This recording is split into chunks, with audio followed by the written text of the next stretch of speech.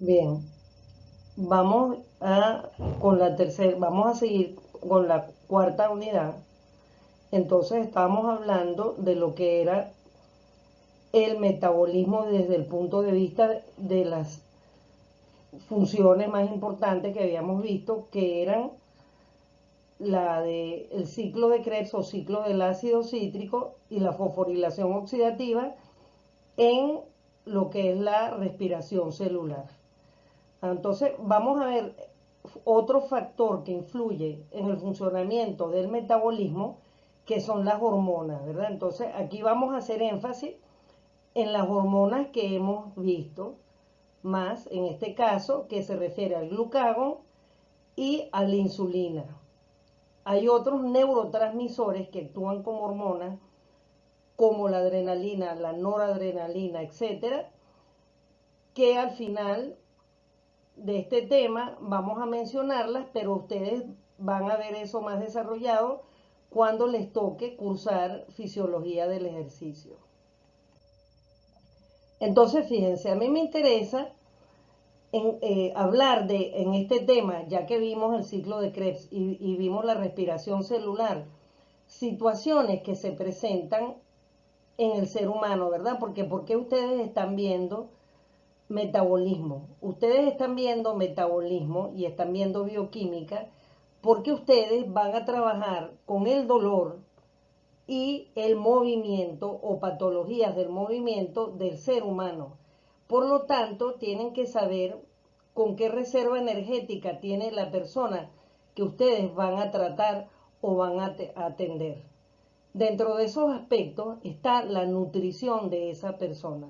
Bien, entonces vamos a hablar, ya que vimos metabolismo, cómo este metabolismo, en función de la nutrición o el estado nutricional de la persona, se va a actuar las hormonas para regular este proceso. Entonces, fíjense, la caída del cociente, o sea, de la relación insulina-glucagón, dirige el metabolismo celular de órganos y tejidos y su perfecta interconexión e integración, asegurando el suministro continuo de la glucosa al cerebro. El cerebro es muy dependiente de la glucosa para obtener energía, para obtener ATP. Ahora fíjense, en el ayuno solo una pequeña parte de la acetil-CoA, de la beta-oxidación, que incluso esto fue una pregunta que se les hizo, cuál era el producto final de la beta-oxidación, ella entra en el ciclo del ácido cítrico. O sea, de esta acetil-CoA que se produce en la beta-oxidación, hay una pequeña cantidad que es la que va a entrar para el ciclo del ácido cítrico, para su completa oxidación. El destino principal de este acetil-CoA que se forma de la beta-oxidación, que era la beta-oxidación, era la lipólisis, como ya lo vimos. Entonces, esa acetil-CoA, la mayor cantidad, va a ir al hígado para formar cuerpos cetónicos que se liberan a la sangre y se captan en tejido para producir energía. Los cuerpos cetónicos, ¿en qué se diferencian de los aminoácidos del acetil-CoA, del piruvato? Porque los cuerpos cetónicos son moléculas más grandes, son moléculas con una gran cantidad de hidrogeniones que ellas en sus reacciones químicas,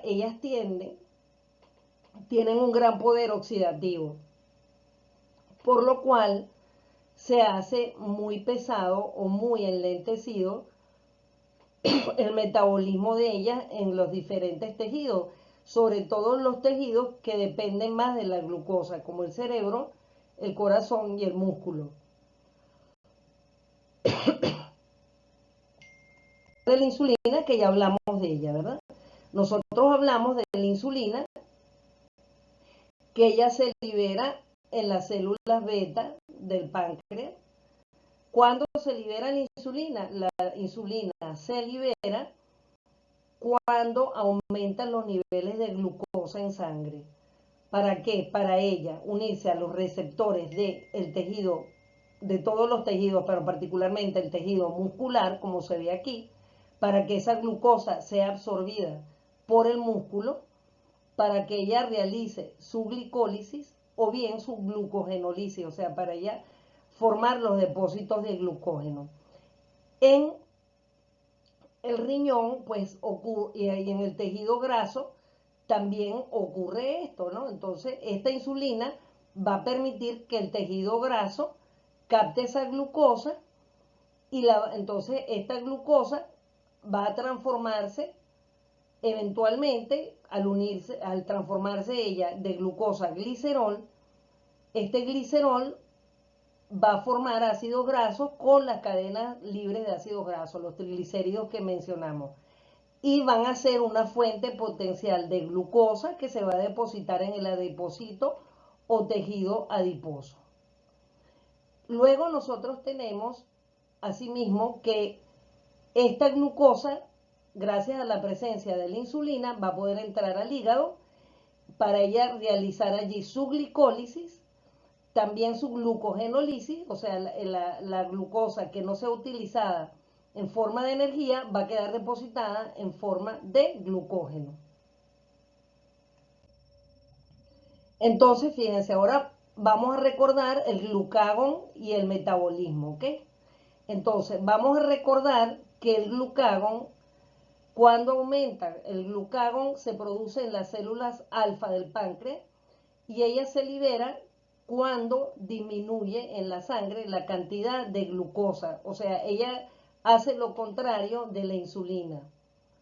Y ella va a estimular la glicólisis, la glucogenólisis y la lipólisis. O sea, ella va a buscar, si la glucosa está baja en sangre, va a buscar otras fuentes para producir eventualmente glucosa. Ahora, es importante señalar otro aspecto, por eso lo estamos hablando en este tema, que no habíamos hablado del glucagón, que después de una comida estrictamente proteica, la secreción de glucagón e insulina aumentan durante el ejercicio, la secreción de glucagón aumenta. Aquí estamos hablando de dos aspectos. Ya sabemos que las fuentes de alimentos son los carbohidratos, lípidos y proteínas. Pero cuando nosotros ingerimos proteínas con preponderancia, esta proteína va a estimular la secreción de glucagón. ¿Por qué? Porque la proteína no es glucosa. ¿Y qué es lo que está buscando el glucagón siempre? Aumentar los niveles de glucosa. Entonces ella, al aumentar la ingesta de proteínas, al tener como fuente de combustible la proteína, preponderantemente, por ejemplo, una persona que tenga una dieta hiperproteica, una dieta rica en proteínas y en menor cantidad de carbohidratos, esas proteínas las va a llevar a proteólisis para producir energía, una vía que ya ustedes conocen. Entonces, esto ocurre en esta situación. ¿Qué significa esto? Ya lo vamos a ver. Por otra parte, la insulina aumenta ya en otro parámetro que es el ejercicio y la secreción de glucagón aumenta, porque en el ejercicio, que es otro parámetro que no vamos a hablar ahorita, sino cuando ustedes vean fisiología del ejercicio, lo que le interesa al organismo es tener una fuente de energía, la glucosa que venga de carbohidratos, lípidos y proteínas. Por eso en el ejercicio, tanto la secreción de insulina en un momento del ejercicio aumenta, como el glucagón. Más adelante, en la próxima clase, vamos a ver un poquito este aspecto con más detalle, pero esto a grosso modo les explica el por qué una dieta rica en proteínas y baja en carbohidratos hacen que disminuya la masa muscular. ¿Por qué? Porque vamos a recordar que el que hace el glucagón, si el glucagón aumenta, eso va a aumentar la lipólisis. O sea, si se aumenta la lipólisis, disminuye el tejido graso y eso hace que la persona que tenga esa dieta hiperproteica pierda masa corporal a expensa de las grasas. Bien, y por eso que ustedes ven, por ejemplo, las personas que quieren definir músculo, que hacen ejercicio, se les aumenta la ingesta de proteína, pero justamente la estrategia es para aumentar el glucagón y aumentar la insulina en un momento dado. Aquí lo que les quiero es recordar y reforzar lo que les acabo de hablar. Hay una regulación del metabolismo en la relación insulina-glucagón. Imaginemos como un balancín, ¿verdad? Donde hay dos personas que están a los extremos de los asientos donde está ese balancín. Entonces, en uno tenemos sentado el glucagón y en el otro tenemos a la insulina. Ahora, ¿cuándo va a tener más peso la insulina? Cuando tenemos más insulina, cuando hay necesidad de una oxidación de la glucosa, cuando se necesita sintetizar glucógeno, que es la glucogenólisis, cuando se necesita para la síntesis del glucógeno sería la glucogenogénesis, ¿verdad? Para la síntesis de grasa, la lipogénesis, y para la síntesis de proteínas, o sea, la creación de proteínas. Entonces, la insulina va a favorecer todos procesos de ¿qué? Procesos de oxidación de glucosa para producir energía, que sería un proceso catabólico, pero va también a estimular procesos anabólicos, como la síntesis de glucógeno, que es un depósito, la síntesis de grasa, que es la lipogénesis, y la síntesis de proteínas.